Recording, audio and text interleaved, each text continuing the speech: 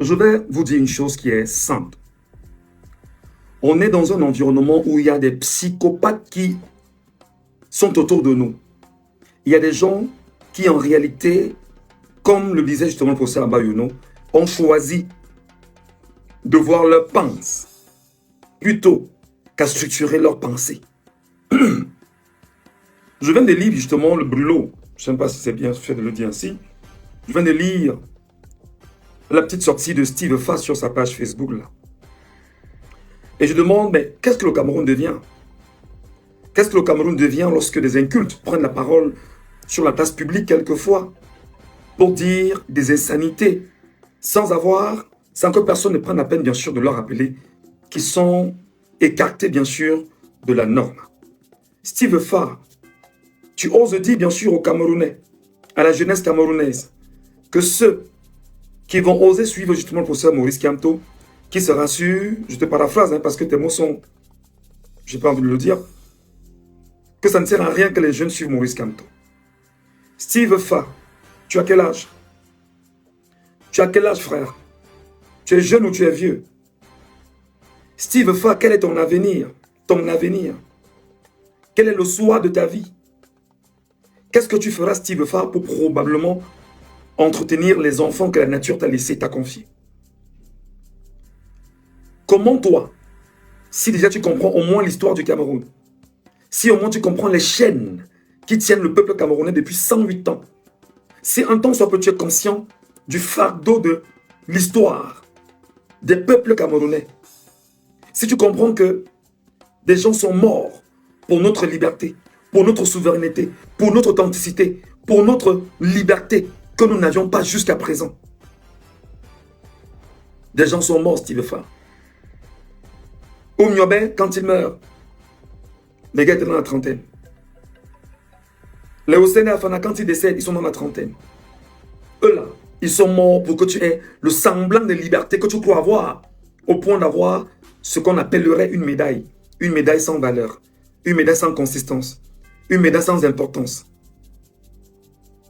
Nos pères ont donné de leur vie pour que le peu de liberté que tu as et le peu de jouissance que tu dis avoir avec le régime quarantenaire, autocratique, totalitaire et dictatorial qui t'encadre et te pousse bien évidemment sur les réseaux sociaux à laisser croire que tu as la capacité nécessaire de travestir bien évidemment le bon sens du message légué samedi dernier par le professeur Maurice Kamto, et que tu as raison, je vais te rappeler que mon frère, tu es à côté de la plaque. Si tu tombes malade aujourd'hui, déjà que je ne suis pas sûr que tu pourras encore aller en France ou en Europe, aux États-Unis, parce que tu sais exactement ce qui t'attendrait là-bas, avec nos compatriotes qui sont outrés contre toi. Si tu tombes malade aujourd'hui, il faut que tu te soignes au Cameroun. Tu es sûr que les hôpitaux du Cameroun soient adaptés pour te soigner? Quand tu pars chez toi à Batié, quand tu quittes Yaoundé pour Batié, admettons que les routes soient bonnes. Mais quand tu quittes de Douala, où je vis, pour Batié, quelle est la chance que tu puisses arriver sans avoir des crevaisons, sans avoir des risques d'accident, en n'en plus finir à l'aller comme au retour? Quelles sont les chances que toi tu as eues, Steve Fass, aujourd'hui où tu es là, avec les moyens que te donnent bien sûr les billes du système? As-tu compris au moins qu'il fallait retourner à l'école, sur les bancs, apprendre, avoir quelque chose dans la tête et être capable plus tard d'être un fleuron émergent pour le Cameroun et un exemple et un modèle pour les autres? Qui va t'enseigner? Dans quelle école vas-tu fréquenter? Avec quelle qualité d'enseignant et quelle qualité d'éducation tu oses croire que tu pourras avoir au Cameroun? Steve Fass, moi je t'ai lu tout à l'heure. Je vais te rappeler, mon cher petit frère, que le 15 janvier 1971, lorsque la soldatesque camerounaise, si tu veux néocoloniale française, sur la place publique à Bafoussam, décide justement d'en finir avec Ernest Ouandjé, Maurice Kamto était perché sous un arbre. Maurice Kamto était perché sous un arbre et il voyait exactement ce qui s'est passé devant lui. Maurice Kamto a été témoin de ce qui s'est passé avec Ernest Ouandjé. Maurice Kamto a le film dans sa tête. Il a tous les éléments dans son esprit. Il est le témoin vivant. Lui qui était sous un arbre et qui regardait exactement cette fusillade se dérouler à Bafoussam. Vas-tu lui enlever ça? Il est un témoin de l'histoire que toi, tu n'as jamais vécue. Toi, en réalité, probablement, ce sont les réseaux sociaux qui t'auraient relevé à la face du monde. Mais de quelle manière? De la pire des manières possibles. Maurice Kamto a fait toutes ses classes Il est allé à l'école, mon cher frère. Lors d'une soutenance qu'il avait ici à Yaoundé, à la veille, l'armée coloniale, ce qu'on appelait à l'époque le Diridoc, est venu justement le chercher et il a fait des jours en cellule, sans qu'on ne sache pourquoi. Pour la simple raison qu'il a donné son point de vue sur l'émergence d'un peuple et sur les positions, bien évidemment, d'un système dictatorial, autocratique, sauvage et barbare. Maurice Kamto, que tu vois, mon petit, il a fait 9 mois de prison ici à Yaoundé avec ses collaborateurs.